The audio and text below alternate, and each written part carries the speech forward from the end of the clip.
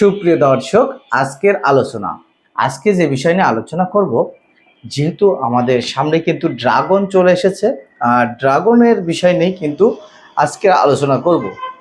যারা এখন বর্তমানে ড্রাগন মোটা করার বিষয় নিয়ে ভাবছে, যাদের ড্রাগন ছোট হচ্ছে, ফল মোটা হচ্ছে না, তো সেই ক্ষেত্রে একমাত্র সমাধান রয়েছে। আমরা কিন্তু স্ক্রিনে দিয়ে দিয়েছি ড্রাগন ফ্রুট, ডাক্তার রাজের ড্রাগন ফ্রুট।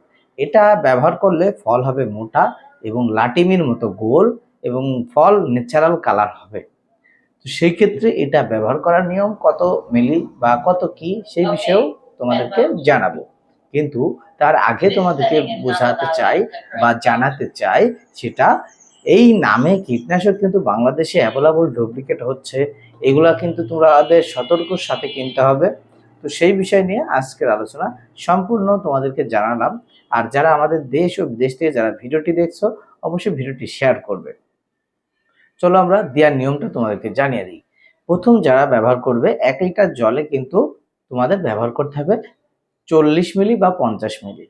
নিয়ম ডোজ দেওয়া আছে 50 মিলি। 50 মিলি দিলে যারা বেশি মোটা চাও সেক্ষেত্রে 50 মিলি ব্যবহার করবে, আর যারা মিডিয়াম মোটা চাও সেই ক্ষেত্রে তোমরা 30 বা 40 মিলি করে 1 লিটার জলে ব্যবহার করবে। এটা 1 লিটার জলে 40 মিলি বা 50 মিলি ব্যবহার করলে ফল মোটা, গোল এবং লাটিমের মতো দেখাবে, এবং ফল গাছে থাকলেও দেখাবে অনেক সুন্দর।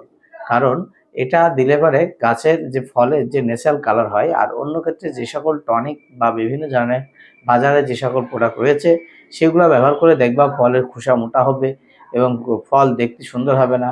সেই ক্ষেত্রে তোমরা এখনই ব্যবহার করতে পারো ডাক্তার রাজের ড্রাগন ফ্রুট। এটা আরও বিষয়ে জানতে চাইলে অবশ্যই সে বিষয়ে আমাদের কমেন্ট করবে, আমরা সেই হোয়াটসঅ্যাপে জানিয়ে দিবে, মেসেজ করে আমরা এই বিষয়ে নিয়ে আরও আলোচনা করব।